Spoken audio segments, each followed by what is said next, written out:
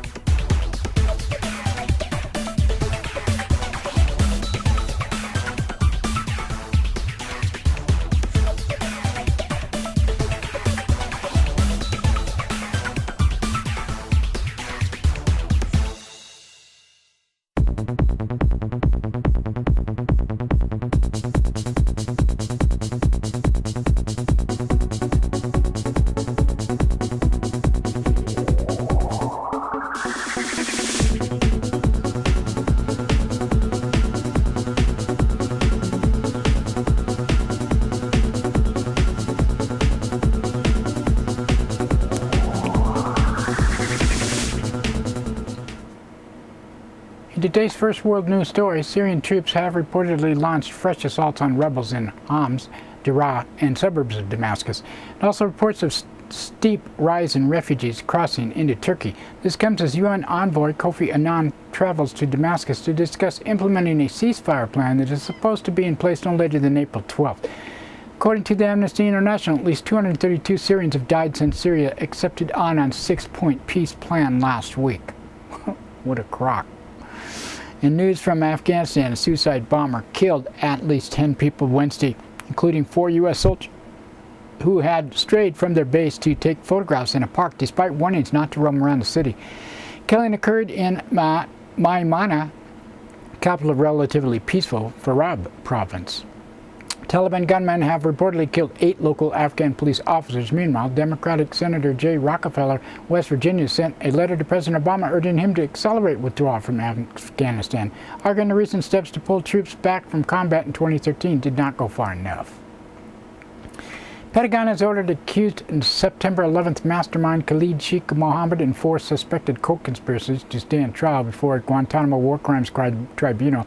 All 5 of the men were once held in secret CIA prisons before being sent to Guantanamo in 2006. The ACLU's Anthony Romero told the tribunal violated due process by allowing the use of hearsay and coerced and secret evidence. On Wednesday, White House Press Secretary Jake Carney was asked about the decision to proceed to trial. Said, well, it has been more than 10 years since 9/11, first of all, and the president is committed to ensure that those who are accused of perpetrating the 9/11 attacks against the United States be brought to justice. The president remains committed to shutting down Guantanamo Bay. In that commitment, he is of the same opinion as he was as his predecessor, as his opponent in 2008 presidential election, as the senior leadership of the United States military, and many, many others who believe that Gitmo ought to be closed. And in Greece, 77-year-old retired pharmacist shot and killed himself outside Parliament in Athens on Wednesday. His suicide note reportedly said, "I have no other way to react apart from finding a dignified end before I start sifting through garbage for food." Suicide has prompted an outpouring of sympathy from Greek citizens who held a protest march and set up an impromptu shrine with notes condemning the economic crisis. One note asked, "Who will be the next victim?" Efforts by the United States to discourage children from smoking have resulted in a fight between the United States and the World Trade Organization. On Wednesday, the WTO said U.S. law banning the production and sale of cigarettes with cloves violated global trade rules and was unfair to Indonesia, the world's leading producer of clove cigarettes. Watchdog group Public Citizen is urging the Obama administration to refuse to comply with the WTO ruling. Public Citizen's Lori Wallach said this case underscores why countries must insist the WTO rules are be altered and that no new agreements use the same corporate backdoor deregulation model. And 4 former New Orleans police officers convicted of shooting unarmed people following Hurricane Katrina were sentenced to prison on Wednesday in what the U.S. government described as the most important police misconduct case since the Rodney King beating nearly 2 decades ago. Officers Kenneth Bowen and Robert Falcon and Robert Gasivius and Anthony Villas-Vaso were sentenced by the federal judge to between 38 and 65 years in prison. 5th former officer Arthur Kaufman was sentenced to 6 years. Kaufman did not participate in the killings but engineered a 4-year cover-up of the crimes.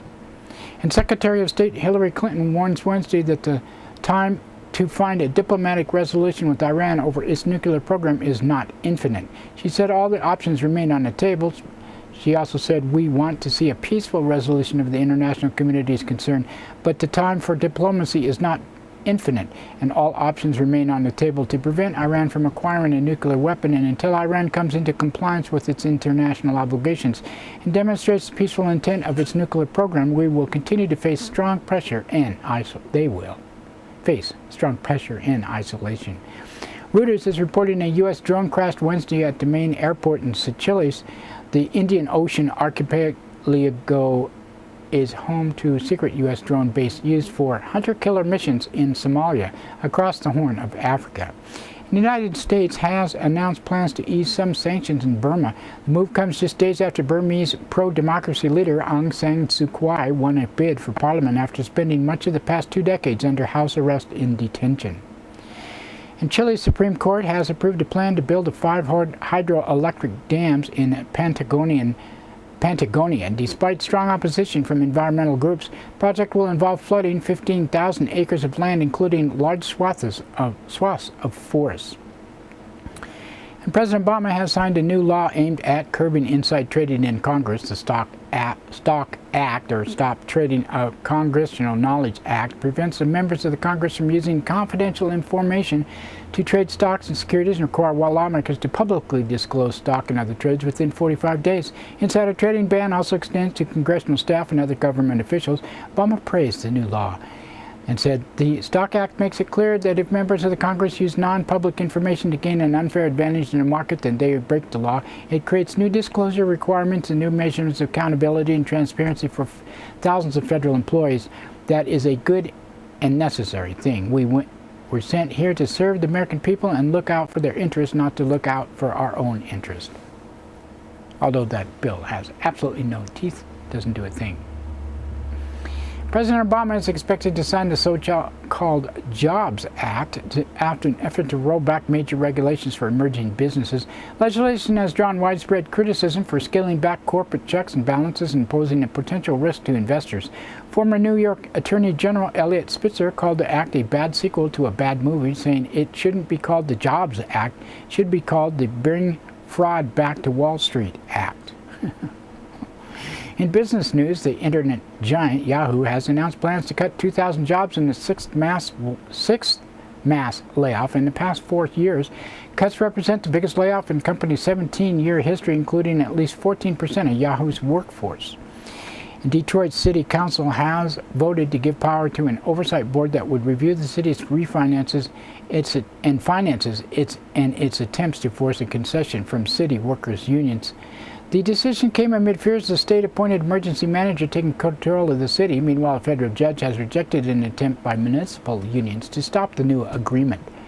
And Harper's Magazine has posted online a number of videos purportedly showing Blackwater guards in action in Iraq. One video, April 1st, 2006, shows an armored vehicle swerving to run over a woman in a black full-length burqa as she attempted to cross the street. None of the vehicles in the armed convoy stopped after she was run over. Other videos showed armed vehicles smashing into cars driven by Iraqi civilians in order to move them out of the way.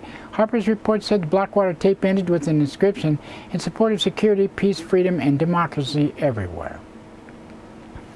11 state attorneys generals have issued a letter to Congress declaring that support for the constitutional amendment that would overturn Citizens United, the controversial 2010 Supreme Court ruling that opened the floodgates for the unlimited corporate spending on election campaigns. Advocacy group Free Speech for People hailed the move as a step towards reclaiming democracy. The Manhattan District Attorney has dropped charges against New York City Council member Yadinas Rodriguez, who was arrested when police cleared Occupy Wall Street encampment in Zuccotti Park last year. Rodriguez was initially charged with resisting arrest and obstruction of governmental administration. And that's it for World News today. Now we'd like to thank another one of our underwriters who supports your only visual video news media in Nevada County. That's right, it's us, GVTV News.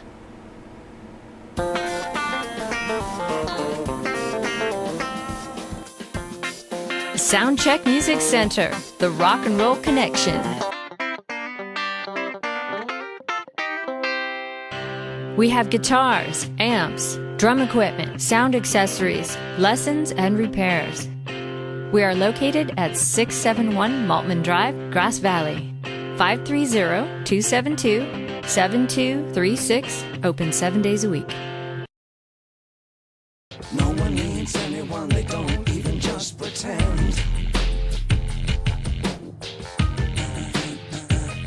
Jonah's in America. I'm afraid of Americans. I'm afraid of the world. I'm afraid I can't help it.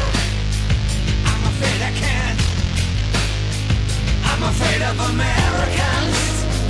I'm afraid of the world. I'm afraid I can't. That's right, it's time for the police blotter, and pictures in the blotter not from these actual events but used for visual aid only. Grass Valley Police Department on Tuesday, 10:10 a.m. Caller from a business on 300 block of Railroad Avenue reported theft of a chainsaw. At 12:27 p.m., caller from Elizabeth Daniels Park reported a man screaming and cussing. He could not be located. At 12:56 p.m., caller from 100 block of West McKnight Way reported a woman shoplifter who was sighted. At 2:58 p.m., caller from 100 block of West Olympia Drive reported theft of a vehicle. No charges were desired. And 1:27 p.m., caller from Memorial Park reported 12 juveniles with machetes chopping wood posts and fake chopping each other. No machetes were found. And 1:39 p.m., a caller from North Church Street reported someone fired shots to kill a deer. Nothing was located. At 2:04 p.m., a caller from Morgan Ranch Park reported a woman drawing and throwing a knife and trying to get it to stick in trees. At 2:16 p.m., a caller from 100 block of West Olympia Drive reported a severe transient issue. 5:28 p.m., caller from 200 block of East Main Street reported juvenile dented the door with a ball when asked to leave. Juveniles were gone when officers arrived. At 6:08 p.m., a woman from 200 block of South Auburn Street reported a boy assaulted her son. At 7:31 p.m., caller from 300 block of Alta Street reported a male tampering issue in Nevada County Sheriff's Office on Tuesday. 8:54 a.m. Caller from Grizzly Hill Road reported a dog complaint and a possible theft issue. 11:53 a.m. Caller from 11,000 block of Lake Wildwood Drive reported possible vandalism.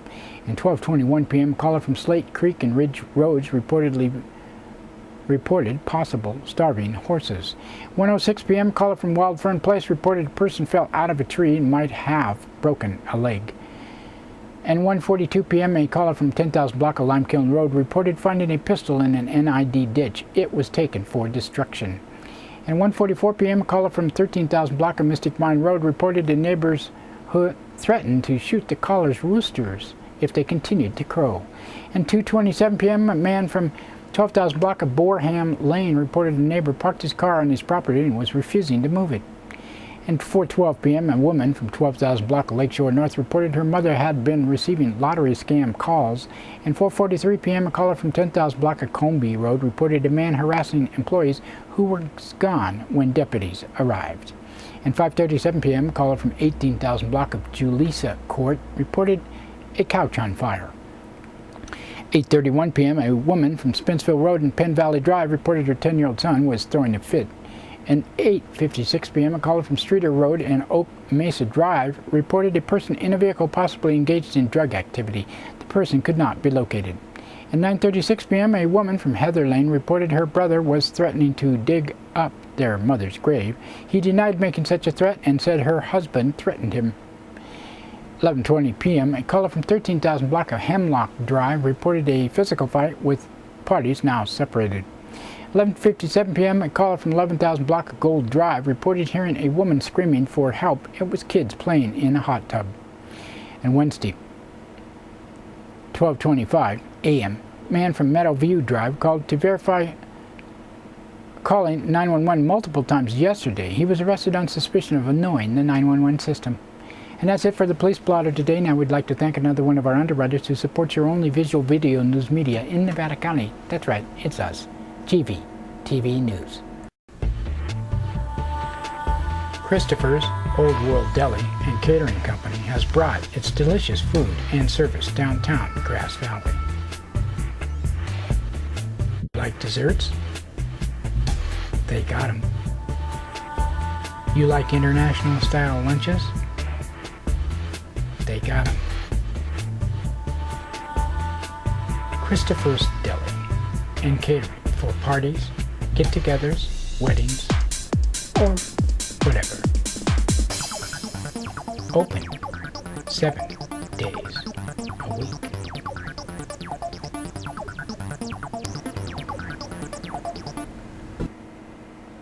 In local news headlines, 3 arrested in drug bust. An attempted murder trial gets underway. And Tom Anderson addresses National Treatment Advocacy Center on Laura's Law.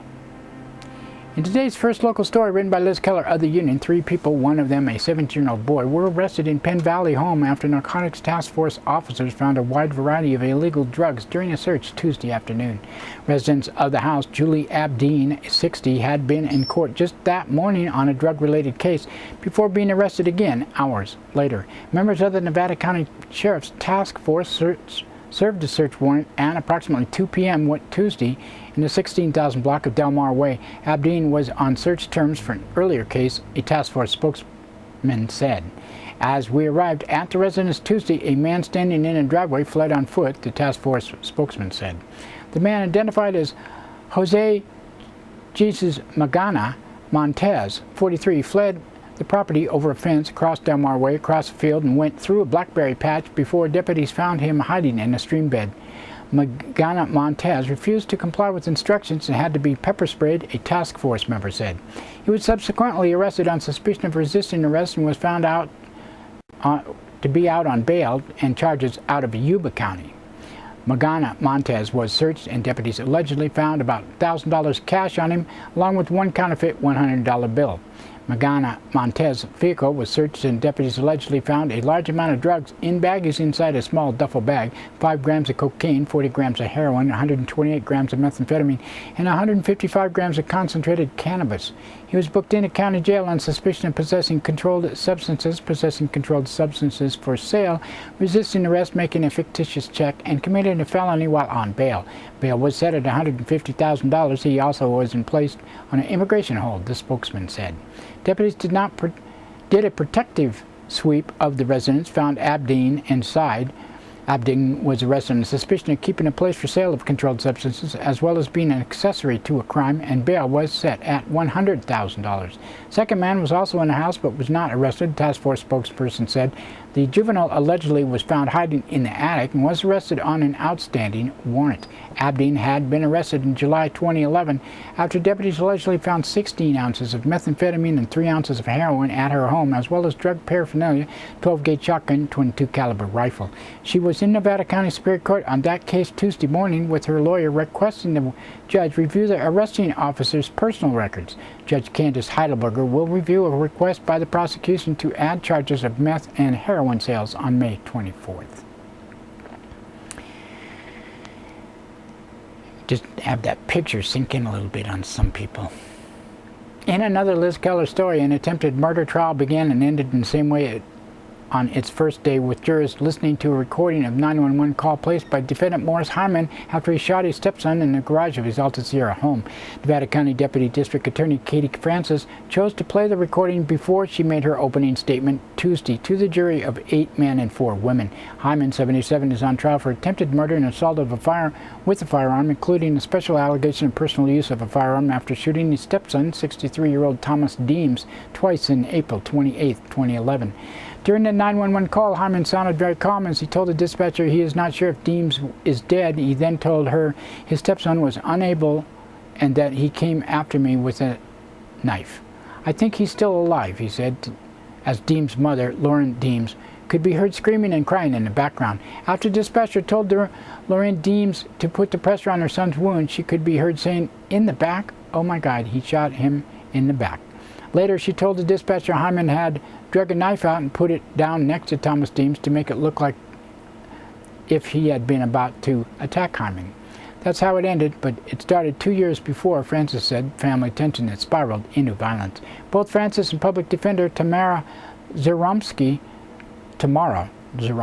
told the jury that the situation at the residence had become tense after Thomas Deems had moved in 2 years earlier. Hyman considered Thomas Deems a mooch, Francis said. After Hyman's son Chris moved in, the situation grew even more tense, she said. After 3 men argued, Hyman moved his Glock from the bedroom to the garage where he stashed it next to his recliner.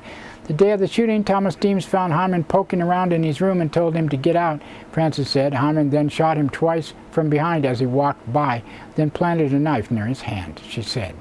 Francis noted Hyman had told the dispatcher the shooting had taken place about 5 minutes before he called 911, adding, Morris Hyman sat in his chair and watched as Thomas' body failed. He watched him almost die. It wasn't until Lauren Deems, who had been resting in her bedroom and who had then been in the kitchen making tea, came into the garage and saw her son bleeding on the ground, that Hyman picked up the phone to call 911. Hyman's attorney also painted a picture of a marriage that had soured, telling the jury there was so much dissension it looked like divorce was imminent, if only they had gotten divorced sooner. But she argued in her opening statement that Hyman was in legitimate fear of his life when he shot his stepson. Zaromsky noted that during the argument earlier in the spring, Thomas had threatened to attack both Hyman and his son Chris.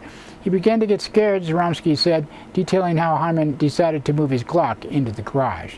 The day of the shooting, Hyman had gone into Thomas Deems' room to turn off his TV, she said. Thomas entered at the wrong moment, Zaromsky said. Of course, there's an argument, the same argument they've been having all along, only this time it was a little different. Thomas Deems decided to put a scare into Hyman and grabbed the knife, pointing it at him in a threatening manner, she said.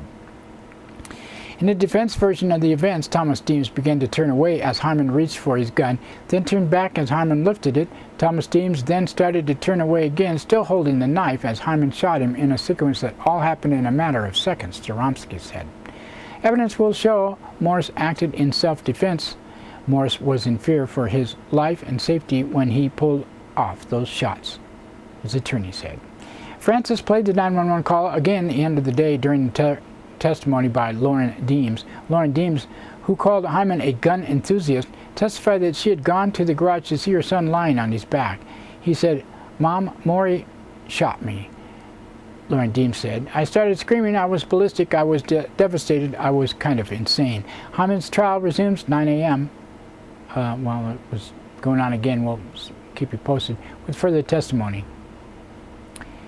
Past Saturday, Nevada County Superior Court presiding judge Tom Anderson spoke at an invitation of a board of directors at the Treatment Advocacy Coalition in Arlington, Virginia. The coalition is interested in national significance of Nevada County's implementation of Laura's Law, which was named for Laura Wilcox, who was murdered in Nevada City in 2001 by a man with severe mental illness.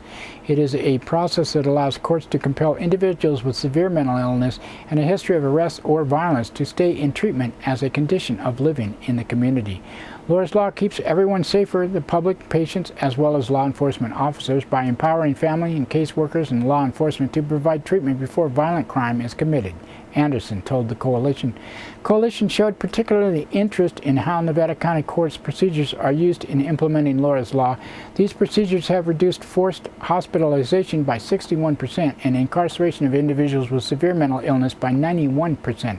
According to Nevada County Behavioral Health Director Michael Haggerty, these reductions have saved Nevada County $1.81 for every $1 invested in Laura's Law. Despite Nevada County's success, it is the only county in the state to have fully implemented Laura's Law. Treatment Advocacy Coalition is a national nonprofit organization dedicated to eliminating barriers to timely and effective treatment of severe mental illness. The organization promotes laws, policies, and practices for the delivery of psychiatric care, including advocating for Laura's Law and similar laws around the country. As a nonprofit organization, the coalition does not support or oppose candidates for election. And that's it for local news. We would like to thank the Union, Amy Goodman, Reuters, and the Associated Press for the source number news, and especially you for watching. You can watch this broadcast on Comcast Cable, NCTV Channel 11 in Nevada County, 8 a.m., 3 p.m., and 7:30 p.m., Monday through Friday, and Suddenlink Channel 16 in Truckee and Alta Sierra. We are also streamed on the internet at NCTV's Digital Media Center website, nevadacountytv.org, and our site, GVTV.org. And don't forget Grass Valley Television that plays 24/7 on the net at grassvalleytelevision.com. We post to Facebook, YouTube, blip.tv, and many other podcast sites and other types of sites, and have RSS feeds, video podcast on iTunes. Just search under video podcast for GVTV News. Content is controlled by the producer of this newscast, me, and Grass Valley Television is not necessarily the opinion of NCTV's Digital Media Center. Grass Valley Television videotapes local events around Nevada County. If you want more information, Grass Valley Television at gmail.com, 362-8889. This show produced by Grass Valley Television of Rural Counties Television Network. This is it for today, and it should be Friday, and we'll see you Monday. Have a good weekend.